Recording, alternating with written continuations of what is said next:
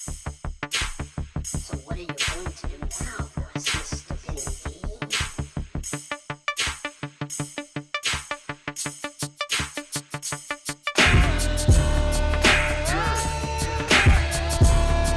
What's up, y'all? Welcome to episode 10 of the All Net Podcast. I'm your host, Mike Logic, and I'm here with my co-host, the incomparable El Presidente of Shy Native Entertainment, someone's boxing acumen who I will never again question. You know him as the lovable, lusty, loquacious Leo with too much libido. I don't forget the dot deal. How you doing, sir? Oh man, another week, another time to be great. I love it here. More importantly though, double digits on the episodes now. I remember when this was just a little twinkle in the eye of somebody's mind, and now here Just it is. a little hobby. 10. Get familiar. We're coming. All Net Podcast. Ideal. Join alongside with Mike Logic, talking everything NBA. So we are throwing back a couple cold ones, watching the Bears get their victory. They are now 5-1. How you feel about the Bears? They easily could be 1-5. They could be 0-6, but they're it's ugly. 5-1. It's ugly. They don't all gotta be pretty. Don't matter. At the end of the day, That's what you tell all 5-1. your lassies. Hey. You ain't all gotta be pretty. I'm not here for a long time, but I'm here for a good one. I think at the end of the episode, we should drop that single on them. Oh man, we could do that if you want. And we can't do this without our partners, Shy Native Entertainment. Shy Native, baby. There we go. Baby. And true Chicago sports fans, we appreciate everybody there. I know them. Nah, shout out to them, man. I love everything they're doing. I'm loving their podcast. True Chicago Sports Fans Podcast. Check it out on YouTube. E-Rock and Big Z doing a great job. With the help of Il Brown adding some great insight. It's a really dope piece that they could add to their podcast, and I'm really enjoying it. Guys, check it out. Even shout out to them when they came through to the 10 Toes Down video yeah. shoot, and they came and kicked it with us for a bit. So definitely all love over here from the All Net Podcast and Shy Native as well, man. Keep doing y'all thing. And we got another great producer in the producer spotlight. Who that? Benny D. And you Okay. can follow him on IG at @therealbenny_D. And here's a little background on Benny. We went to high school together. Okay. And it's really cool to see what he's accomplished, and having that childhood connection to him is really dope for me, because we used to have the lunchroom ciphers, and he would bang on the table and make some fire ass beats with his hands. And he could rap too. And years later, he's actually making really dope beats, which you guys are going to hear throughout this episode. So check Benny D out. The man is heat. In 2017, Benny goes to Toronto, Canada for the Battle of the Beatmakers contest, which is the world's largest music producer competition, and he takes it. He's crowned the winner. But here's something really interesting about Benny. He wasn't initially selected to be one of the top 64. He was one of the 11 reserves that would be used if one of the top 64 didn't show up or couldn't do it for whatever reason. So he took the chance, and he flew out from Chicago to Toronto with no guarantee that he'd be on the stage, and he managed to replace one of the contestants and went on to win that thing. So props to Benny.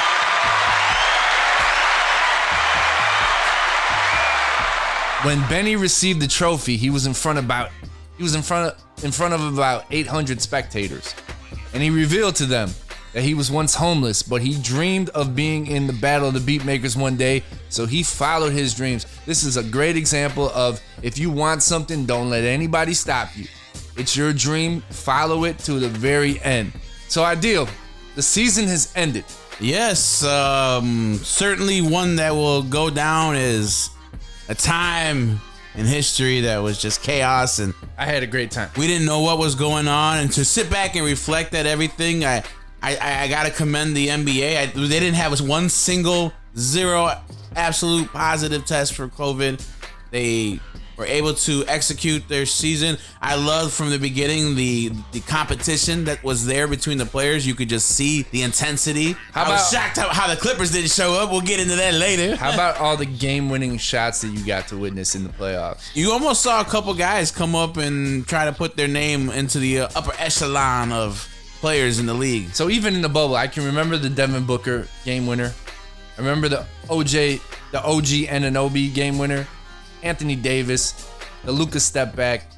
I thought the games in the bubble were phenomenal. I thought the competition was great. I wish they could do that every season. Take away the fans. Who cares about the fans? Just give me the great games. I like that the games were back to back to back. These playoffs really moved along. Mm-hmm. Are you one to say that there should have been an asterisk to this or Nope, no? not at all. All right. Because everybody had that same amount of time to recharge and get themselves ready for the restart. So I'm not going to put an asterisk on it. And at the end of the day, at the altar which you worship at, the throne. Where are you going with this? Here, let me put my crown on here real quick. It's radio, Mike. They can't hear you. Y'all can't see right now, but I am wearing a crown in honor of the kingdom being restored. Oh. So we're going to talk NBA Finals. Am I ready to call Jimmy Butler a superstar? We've had people on this show before. I know in particular we had Race on the show and Deny. They agreed that Jimmy Butler wasn't a superstar. We're going to see how am I feeling now, as well as you. Because I think me and you had similar take on that. But let's first take a look around the league. And it looks like the Clippers have a new head coach. Tyronn Lue. He gets a 5-year deal. Now people might be wondering, why is Tyronn Lue such this must-have coaching candidate that all these teams were linked to? Because the 76ers had a lot of interest in him. That was before Doc Rivers was fired from the Clippers. Tyronn Lue was one of the assistants on the Clippers, so he's not really making that much of a transition. He's just moving over a seat. He started as assistant for Boston from 2011 to 2013. Who was the coach of that Boston Celtics team at the time? The head coach, Doc Rivers. So he followed Doc Rivers in 2013 to the Los Angeles Clippers.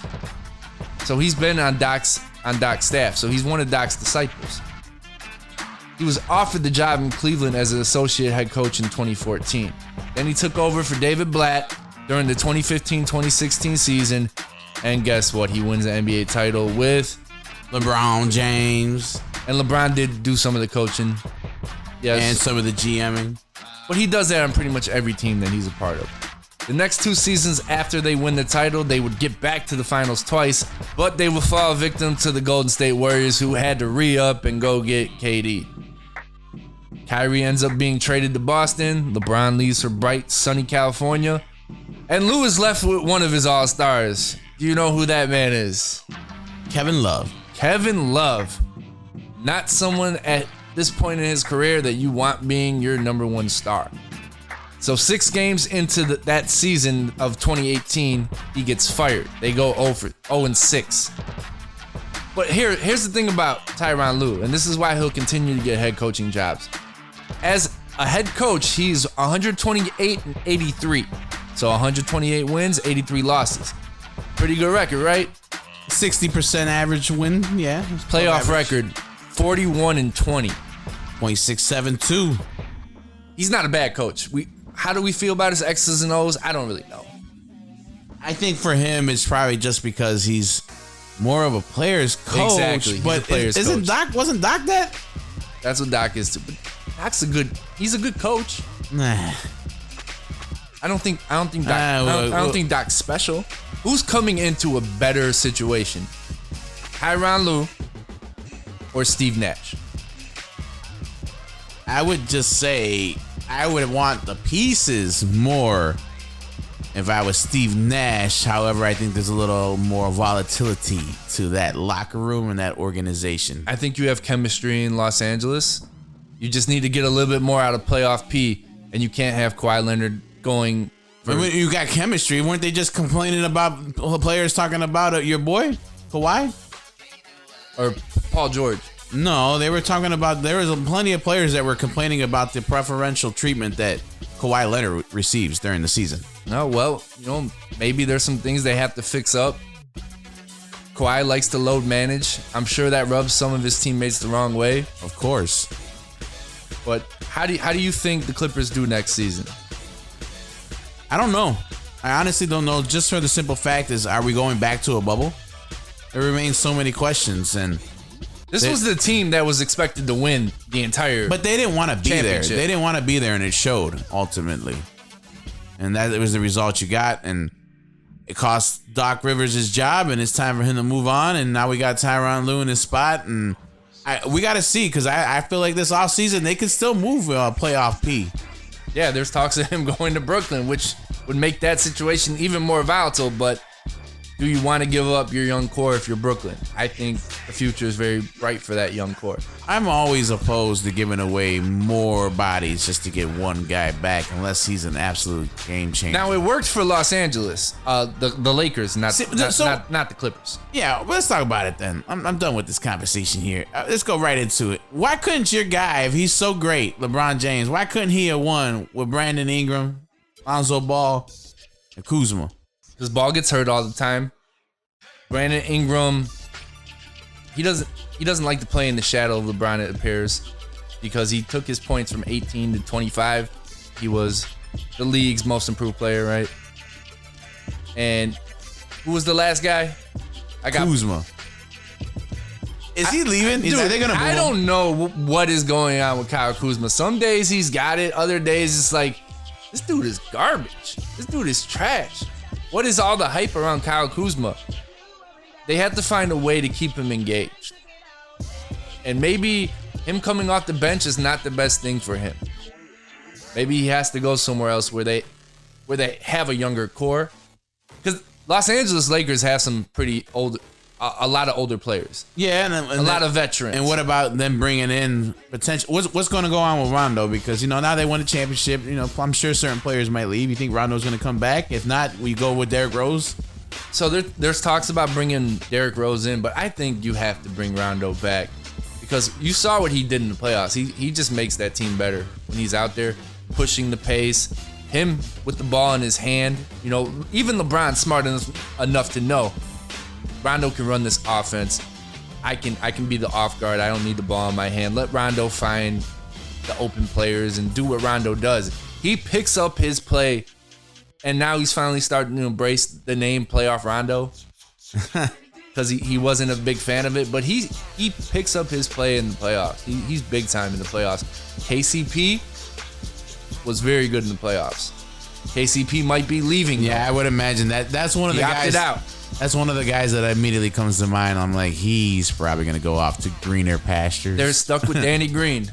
Ooh. We saw Alex Caruso play pretty decent in the playoffs. No, he'll be there. Yeah.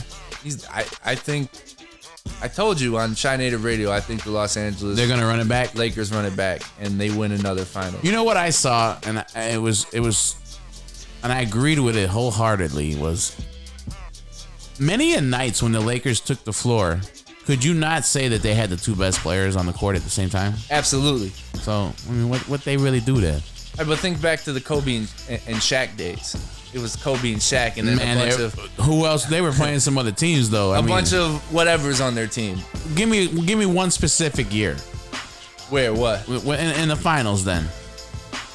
Because there were some nights out there. There were some other dogs out there. Who? Rick Fox? No, I'm not talking about on their team. I'm talking on the opposing team. Oh, you're talking about the opposing teams? Yeah, I mean, the Miami Heat are made up of a collection of really good players. Young players, up-and-coming players. Tyler Hero is taking a step towards stardom, correct? Even Duncan Robinson, we were critical of Duncan Robinson. He showed out. He showed out. He did his thing. He pulled his thing without flossing. I remember you saying, we were talking to Race about, well, if someone can't create their own shot, do you really have to worry about it? And I would agree with you for the most part, but Duncan Robinson was effective because he gets that shot off faster than almost anybody. And Duncan Robinson is one of the best three-point shooters. Numbers-wise, he's one of the best the league's ever seen. But that's you're just proving my point that I was trying to make. It's like, go ahead, make your point. They won. That's great, but this might have been one of their easier championships. Who's the best team in the East? Who's the best team in the East? The best team in the East? Did the best team in the East make it to the finals, in your opinion? Okay. Because I had the Heat coming out of there. I had Boston. But we never got the showdown between the Clippers and the Lakers that we needed to know who was the best. Oh, the Clippers would have beat the Lakers. They couldn't get past the Nuggets. Who the Lakers beat in 5 games. They didn't even take it to 7 games. Don't yell at me. Sit your asses down with that goofy ass conversation. You had Kawhi Leonard, who's top 5 in the league. He had 0 points in Game 7 in the fourth quarter. And Paul George, I can't figure out Paul George. I don't know where he sits as far as top 15. He's not in the top 10. What do you make of Paul George? I can't figure him out. Was he not awesome on Indiana? Remember when he would play LeBron in the playoffs? Yeah, and lose. But Paul George made a name for himself in those playoffs. Yeah, he did. Whatever, man. It is what it is. We got 5 cases on it. Don't forget that bet as well. So you lost the case though on this because we bet that I bet the Lakers would win. You bet Miami would win. Yeah. You're a fool. Yeah, but then I also took that case back when we went to the batting cages. They don't need to know all that. See, they need to know that their host is a competent man who doesn't make goofy decisions and get in the batting cage with. See, that's why you need to stick to nothing but all net. All right, I'm just gonna stick to basketball from now on. All right, Ideal. So I think me and you were on the same page before the finals started as far as do we call Jimmy Butler a superstar? What do we make of Jimmy Butler? We know he's an all-star. We know he's an excellent player. But is he a superstar? Now, before the finals, you would not get me to tell you that Jimmy Butler was a superstar. I think he's an exceptional player. I think he's an all-star. I think he's a great leader. Those first 2 games, no, I didn't see a superstar. That third game, he goes off for 40. A triple-double, actually. And not just 40. He has a triple-double. 40 points, 11 rebounds, and 13 assists. You saw him willing his team to a victory, doing whatever it took. Finding Bam, finding his shooters. He's selfless. He just wants to win. I think that I've misunderstood Jimmy Butler this whole time. That doesn't surprise me. This isn't breaking news. He's a superstar, folks. He's the lower tier of the superstars, but I'll give it to Jimmy Butler. He is a superstar. I saw him going blow for blow with LeBron James in Game 3. Good for him. You usually got to pay double for that kind of action. So for those who didn't know, Jimmy Butler started at junior college. Then he went to Marquette. And then the Bulls drafted him number 30 in the 2011 draft. And Jimmy Butler's worked for everything he's gotten. He's never taken the easy route. He's just a hard worker that wants to win at all costs. And I didn't understand that. To me, he looked like a pain in the ass the whole time. He just looked like a thorn in the side of a team. When he got traded to Minnesota, you figured with that young core of Karl Anthony Towns and Andrew Wiggins that this would work, right? No. And Jimmy, to me, he looked like a diva from the outside. But really, he just wanted to win. And the other guys seemed like they just want a paycheck. Agreed. And then he gets traded to Philadelphia. They were a game away from getting to the finals. That Kawhi Leonard hit that game winner that almost rattled out. So that might have changed his fortunes. He might have still been in Philadelphia had that shot not went in. But then he comes to Miami. He signs for Miami the year after. He's like a different person. Or maybe he just found his niche, something that a spot that he's really comfortable being in, because he seemed to take really well to his teammates, especially his young guys. Him and Tyler Hero are like best friends now. And you don't see that ass hat that we heard about in Philadelphia and Minnesota. You just see a team leader. And Michael Jordan was a leader, right? And correct. Plenty of his teammates wanted to punch him in the face. But they never do when they put some respect on it, baby. It'll be interesting to see how the Miami Heat navigate through this offseason. You got every team in an organization in the NBA has to be aware of the simple fact we don't know what's going to happen this offseason with Giannis. And then if he doesn't, something happens there and he remains, then he heads into free agency in 2021. So you have to be prepared in order to have your books financially ready to go. They'll have decisions to make on re-signing Dragic this offseason, or they could sit around and maybe try to dump a little bit, a couple of the guys, and maybe have enough, around $21 million in cap left to go get someone like Fred VanVleet. Yeah, Fred VanVleet's gonna be Fred VanVleet's gonna be a free agent. Dragic is gonna be a 35-year-old free agent. So he's gonna have to show Miami some love. You know, he's not gonna be able to get top dollar from Miami, I don't think. So I've said Jimmy Butler is a superstar. What say you, Ideal? I don't think he's a superstar. I don't think he's the reason you're going to win a championship, but that remains to be seen. I thought he could pull it off. To me, he needed to win the series. I don't care if they had two better guys on the other team. They had the better team. A superstar get it done.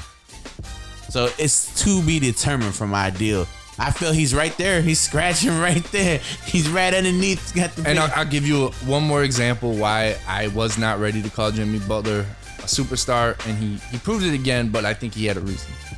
Game 5, he goes 35 points, 12 rebounds, 11 assists. Once again, willing his team to a victory. You know, he's knocking down clutch free throws. He's doing everything a leader, a superstar is supposed to do. Then game 6, where the Lakers end up winning the championship. He only has 12 points. Yep. Superstar can't do that. I'm sorry. Correct. And that's why I agree. TBD. But he was also clearly out of gas. That whole team was out of gas. Well, the war of attrition set in. Nah. We knew the Lakers were going to win. If 63-year-old LeBron was still out there running performing at the highest You level. put some respect on LeBron's name, goddammit. I'm tired of the disrespect. I'm year 17. We've never seen a player with this type of longevity playing at this level, jumping around the gym like LeBron does. And Michael was great. Michael was great when he was 35. I was just about to say. He was great when he was 35, but he didn't have the same athleticism that LeBron is still showing right now. That's what I'm saying. Just go back and look at all pros, all the NBA All-Stars. That once Michael got that fadeaway, I mean, unstoppable. That's one of the most unstoppable moves in basketball. Who did Michael have? All his teammates that have significant All-Star appearances.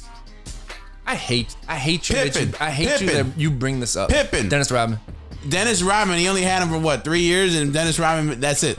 Who else? Dennis Rodman, one of the greatest players of all time. I'm just saying. Who else? That's it. Horace Grant. Horace Grant made one. So what's your point? What are you trying to prove here? Why do you keep trying to shit on the king? Because, and I told you this before 1,000 times. It's not an argument to me anymore. Like it hasn't really been. I think Michael Jordan. Everybody listening out there, please let me make this very clear for you. 7-time All-Star. Michael doesn't get those rings without Scotty. Horace Grant, 1-time All-Star. Now LeBron's notable teammates. Dwayne Wade, 13-time All-Star. Anthony Davis, 7-time All-Star. Kyrie Irving, 6-time All-Star. Chris Bosh, 11-time All-Star. Yeah. Kevin Love, 5-time All-Star. Yeah. Ray Allen, 10-time All-Star. He was at the end of his career. We're throwing He was at the end of his career. a Big Z in there for 2-time All-Star. Who cares about? Yeah, they got to the finals with Big Z. Big deal. They got swept. Have you had your fun? Are you done? Because he's the only player to have 3 NBA Finals MVPs with 3 different teams. Yeah, if y'all had to keep cutting loose and leaving every town like a scoring ex-lover. Man, she ain't on none, man. That's why I left. Clearly, you don't have the same admiration for the king as I do. I love him, and I'm just making it because this is great radio. I gotta play that I think role. you're just trying to get me to yell on radio. That's it. I love pushing your buttons. Have you not noticed? Well, it's not gonna work. Have you seen the clip I just put out today? It's not gonna work. Okay. I need you to complete me. I'll give you guys context. We do a show every Tuesday night. It's called Shy Native Radio. You can follow us live on Facebook at Shy Native Entertainment. You can watch the show. And we were making a wager on the boxing match between Lomachenko and Teofimo Lopez. And Ideal took Lopez. He was very, very adamant that Lopez would win this fight. And he's like, y'all can't question my boxing acumen. Y'all can't question my boxing ever. This was before the fight. Now Lopez goes out there and he showed that he was the better fighter that night. We don't know if he's going to have the better career. But damn, he's damn sure off to a really good start. 23 years old. What, he's got 4 belts? Yes. Undisputed. We put up 5 cases of Arnold Palmer's. Actually, I was talked in. I was gonna put up 1 case. You were gonna say 3. 3. And I talked you into 5. God damn it, you're worse than a used car salesman. See, what you need is extended warranty and the wax service as well. That'll cost you an extra $200 a year.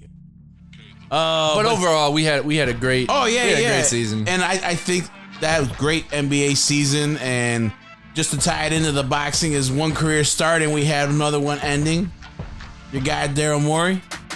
Daryl Morey is stepping down from the Houston Rockets GM job. So now they have no coach and no GM after Why is that? 13 seasons. Differences in opinion, or I think it's just his time.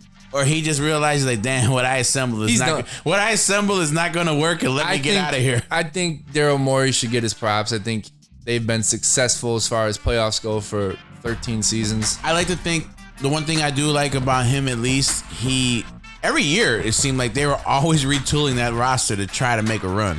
Yeah, and people will be like, yo, I think this might be the year for Houston. You heard that many a times, that this could be the year for James Harden and the Houston Rockets. But James Harden sometimes comes up short, even though he'll put up incredibly huge numbers. Yeah, but I think it all ultimately ends to the conversation of, can you win with an offense built around a guy like James Harden, where he's so ball dominant? And the argument used to be that the Rockets don't play any defense. Well, you saw in this bubble that they picked their defensive intensity up, and it was very impressive. They did. And they're going to need to keep doing more of that. I still don't like James Harden and Russell Westbrook playing next to each other, and I think they should move Russell Westbrook. Maybe get some more defense in there, because you... Who would you bring in there? A little, maybe a Fred VanVleet. See, this is my problem with Fred VanVleet, because someone's like, yeah, I want him on the Bulls. Exactly. He's too little. Toronto started him. That's not the guy you want having the ball at the end of the game and have to get off a shot on a 6'8", 6'9" defender, right?